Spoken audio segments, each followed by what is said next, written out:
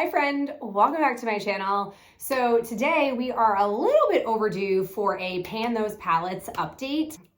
Things have gone a little bit off the rails compared to what I was intending for the past 5 weeks, a little bit over a month at this point.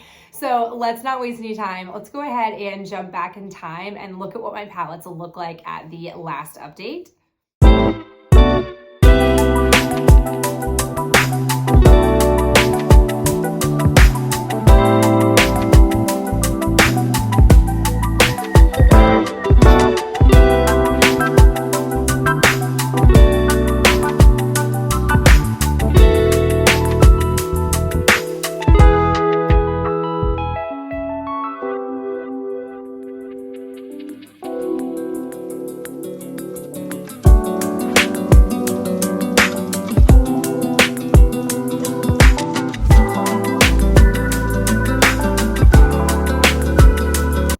And now let's go ahead and check out my current palettes. This is what my That's Taupe palette currently looks like.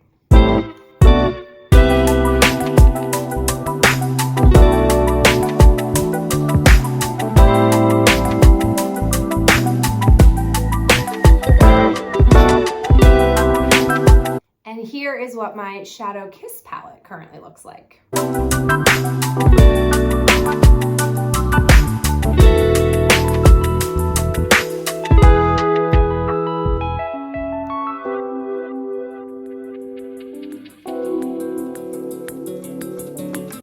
Okay, so let's go ahead and talk about my That's Taupe palette.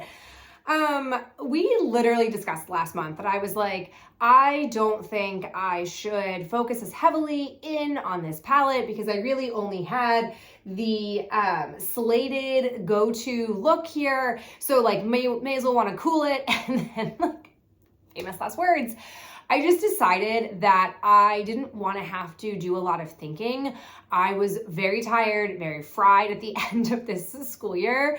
So I basically was like, let's just go for it. And I ended up, it took me most of the last month to be able to get Slated finished off. And then I also finished off Python because what happened was I repressed Python. It was getting to a point where it was just very difficult to effectively pick up color and I was getting annoyed. So I repressed it and then I was like, you know what? I just want to go for it. And so I did.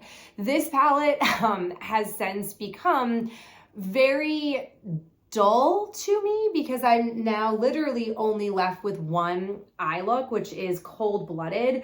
You can see here, it looks like I've got some decent movement happening or at least usage here, but here's the truth of this shadow. So I use Cold-Blooded as a one shadow look. I don't typically go for one shadow looks very often because I just like the idea of using multiple shades and whatever. But this is one of those annoying color pop colors where it looks like it has some kind of like shimmery, maybe satininess to it, but it basically just has a silver glitter running through it. And that silver glitter, unfortunately, isn't really great. It just falls out. So you're really just left more with a matte color, but it's not easy to apply. It's fussy, it's a little bit patchy, like you have to really dig in to pick up sufficient product. But then when you do that, you get a lot of fallout. And I'm not adverse to fallout because I do my eyeshadow before I do my foundation, but I am adverse to glitter. And this caught my attention the last time I wore it. I was washing my hands in a bathroom and I was like, wait a second, I am sparkly. And I noticed I had just like silver sparkles piercing through my foundation. Now, granted, I don't wear a full coverage foundation. Maybe if I did, that wouldn't be an issue, but I don't love that. And I had done the cleanup, but the thing about glitter is it doesn't easily come off with micellar water. Like that is a gotta wash your face. And even then you still might have some glitter just like stuck to you. Like glitter would survive an apocalypse on your face. So part of me has been wanting to keep this shade around because if I don't, I'm literally just left with 3 crease colors and that will be tricky. And I don't love the idea of having depanned, or I shouldn't say depanned, I'm throwing away, decluttering, that's the word, decluttering 1/3 of the 9 pans in here. That doesn't feel great, but I'm not convinced, y'all, that I'm gonna keep it. You may very well see that this has been kicked out because glitter fallout really grinds my gears. And so I just don't love that.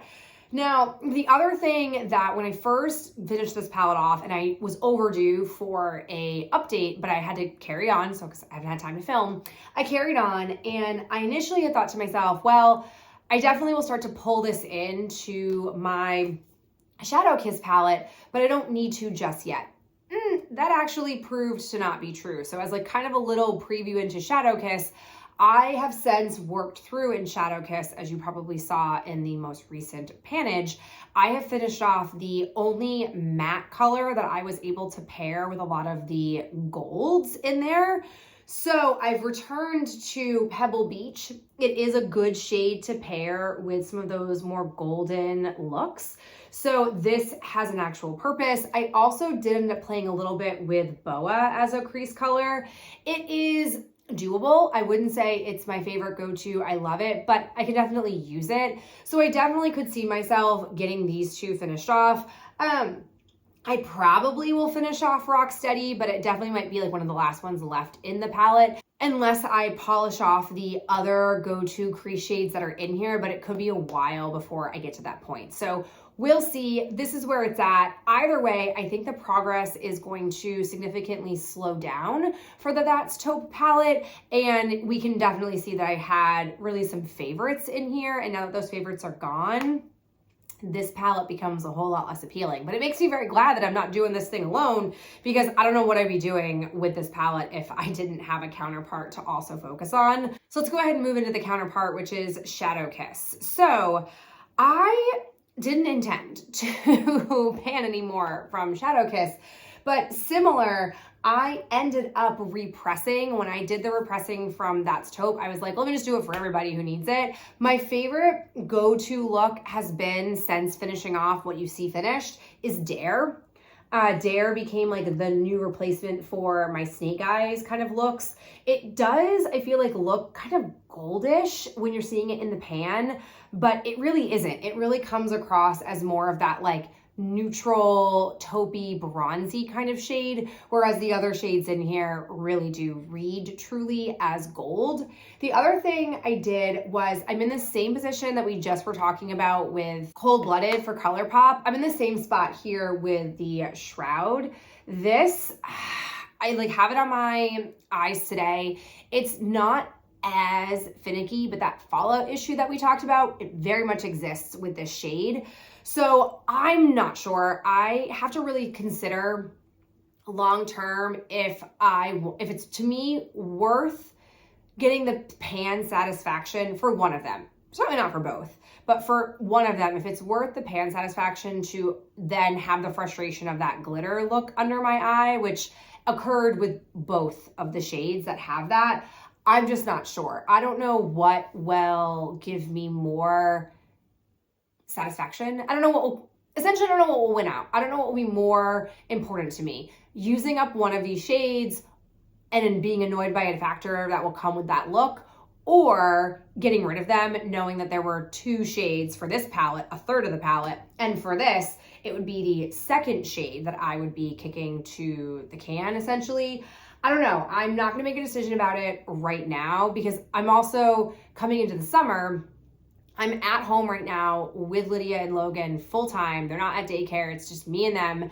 And so I'm also just in general not sure how much makeup wearing I will be doing on the regular. So I think regardless, usage, though very steady and very satisfactory, is going to sort of dip off in the next couple of months.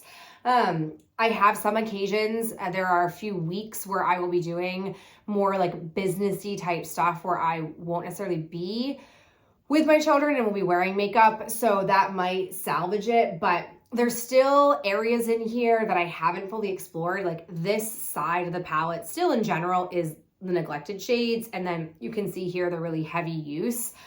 Famous last words, but I really don't see any full pan happening. I'm not even sure I'll get any new pan happening, like maybe in the That's Taupe palette, but I don't think I'll be wearing enough makeup every single day to progress in a ColourPop matte, because ColourPop mattes are pretty hard pressed and I don't need a lot of product.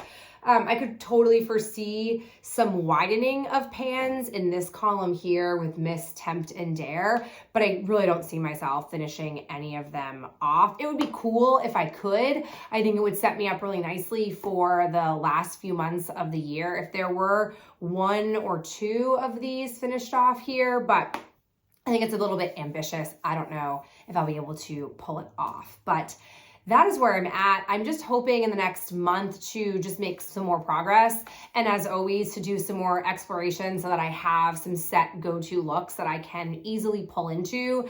As I always say, and I'll keep saying it, I'm not unhappy with the choices, even though the project is developing in a way I didn't fully anticipate or expect.